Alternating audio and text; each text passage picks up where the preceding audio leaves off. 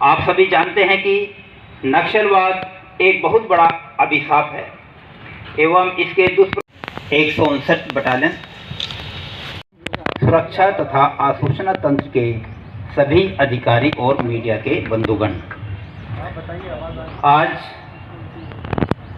मैं 159वीं वाहिनी केंद्रीय रिजर्व पुलिस बल कमांडेंट 29 बटालियन SSB से निवेदन करूंगा कि इन्हें पुष्पगुच्छ देकर पुनः समाज की मुख्य धारा में सम्मिलित होने का अवसर प्रदान करें। सबसे पहले नक्सली के द्वारा समर्पण किया जाएगा। मेरा उसमें बचपना था और मेरा एक दोस्त था, उसी के साथ में शामिल हो गए और सब शामिल हो गए तो उसी के साथ फिर रहने लगे, रह गए अभी तक। घर में कोई परेशानी कैसे मन में ये सोच आई कि चलो मुख्य धारा में शामिल हो? हाँ, मुख्य धारा में जुड़ने का हुआ कि मेरे बाल बच्चे हैं, वाइफ है, तो थोड़ा परेशानी हो रही थी मिलने जुलने, और बच्चा है तो पढ़ाना लिखाना थोड़ी सब दिक्कत हो रही थी, इसलिए सोचा कि बहुत परेशानी इसलिए चले मुख्य धारा में जुड़ कर अपने बाल बच्चों को ध्यान दें, पढ़ाई लिखाएँ। 2003 में आपका उम्र कितना था? जी 2003 में जब ज्वाइन किए थे तो आपका 12-13 साल की होगी। अब आगे क्या आपकी सोच है? अब मुख्यधारा जुड़ गया है, जल्द से निकलूँगा, घर परिवार में साथ में रहकर काम कर जैसे आम नागरिक जी खा रहे हैं उसे रहेंगे। तुम अभ्यास मोनवार के जंगल में 4 लोगों को फांसी दे दी थी तुमने? जी हम नहीं दिया।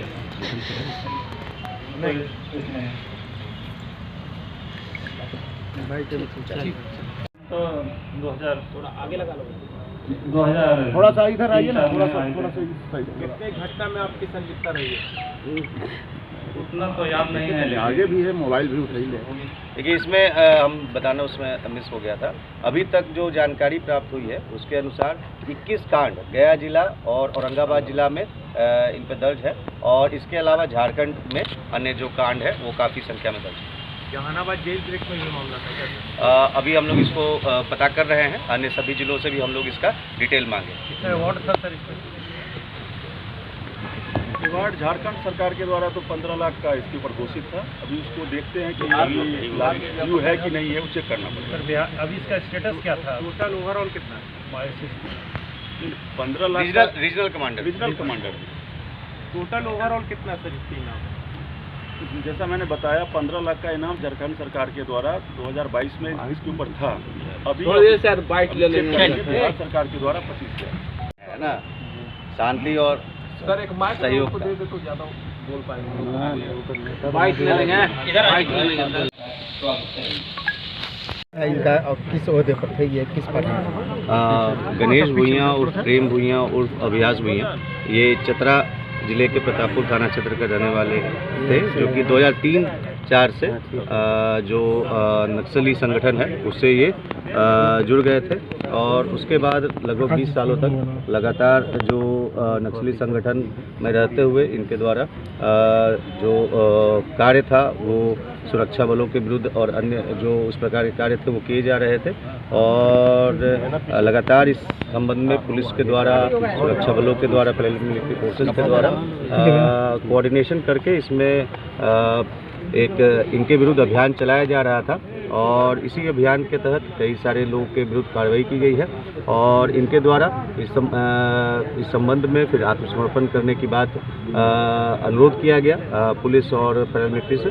तो उसके बाद हम लोगों ने जो आत्मसमर्पण और पुनर्वास नीति है उसके तहत इनका आत्मसमर्पण कराया है, और इनके ऊपर अभी तक जो जानकारी प्राप्त हुई है, गया और औरंगाबाद जिले में कुल 21 मामले अभी तक की जानकारी प्राप्त हुई है, और झारखंड में भी कई सारे मामले इनके ऊपर दर्ज हैं, और बिहार राज्य के भी अन्य जिलों से हम लोग इसको जो आपराधिक इतिहास है इसको पता कर रहे हैं।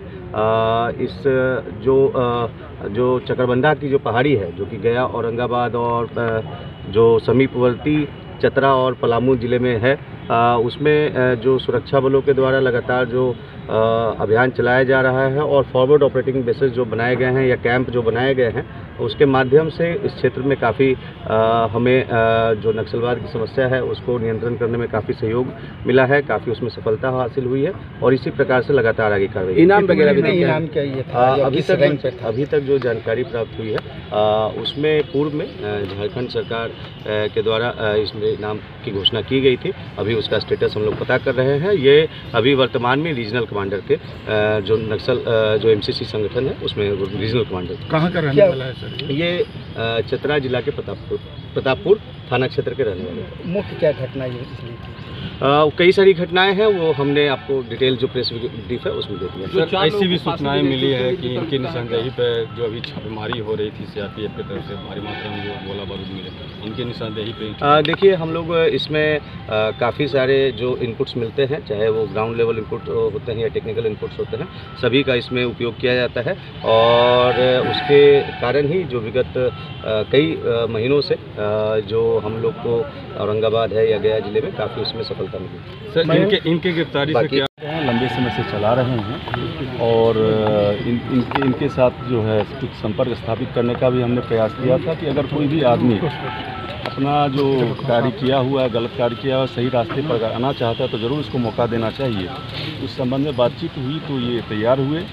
वहाँ के संगठन से ये परेशान थे, अपने परिवार के साथ, अपने बच्चों के साथ नई जीवन जीना चाहते थे।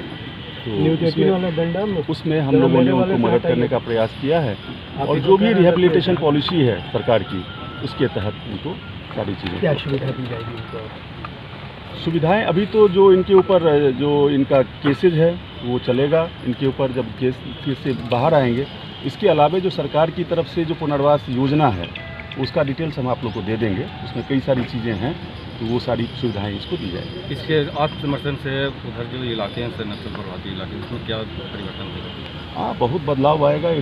रीजनल कमेटी का सदस्य है, रीजनल कमेटी का मेंबर है और इसको हमने अनुरोध किया है कि जो इसके और साथी हैं उनको भी ये प्रयास करें, उनको भी वापस लाने का प्रयास करें। उसने बोला है कि मैं करूँगा प्रयास, तो मुझे उम्मीद है कि ये अगर आह्वान करेगा तो हो सकता है कुछ और लोग हमारे सम्मुख आए। सर, सुरक्षा बलों को लगातार सफलता मिल रही है, तो अब नक्सली कहाँ खड़े हैं, कितना मतलब आप लोग का क्या आकलन है?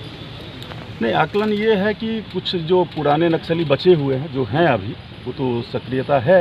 अब हमारे इलाके में है या नहीं ये नहीं, हम लोग तो जाते हैं, हमें तो मिलते नहीं है, दैट मीन्स हमारे पास अभी नहीं है।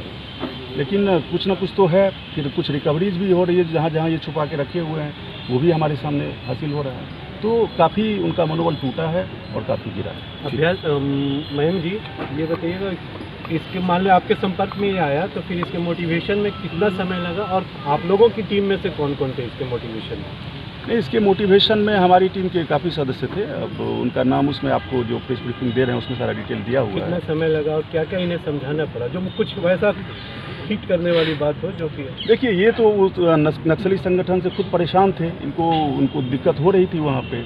उसके बाद हम लोगों ने सरकार की जो योजनाएं हैं उसके बारे में इनको बताया कि पुनर्वास योजना है, इसमें आपको ये फ़ायदा होगा, ये सब बताया। तो फिर ये संतुष्ट हुए और संतुष्ट होकर वापस। ये जो कारतूस बरामद हुआ है क्या इन्होंने? हाँ, इन्होंने ये इनके साथ लेके आए थे, इन्होंने सुपुर्द किया। ये 920 कारतूस है। किसी से?